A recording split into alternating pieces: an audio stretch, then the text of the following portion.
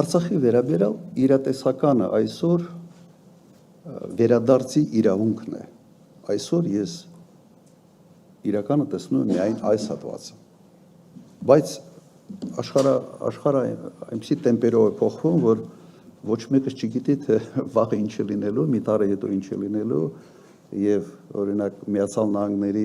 այդ էսկալացիայի ճանապարհով աշխարհը գոտիների բաժանելը ուր է մեզ բերելու։ Այսօր մենք միայն կարող ենք ինչ-որ սցենարներ մշակել, սցենարների մասին մտածել, կարող է սցենար լինի, որ այո, շատ բարենպաստ լինի մեզ համար, կարող է նաև սցենար լինի, որ շատ անբարենպաստ լինի մեզ համար։ Դրա համար այսօր միայն խոսում ենք վերադարձի իրավունքի մասին, որը իր հետևից բերելու է գույքային նաև որոշակի իրավունքների,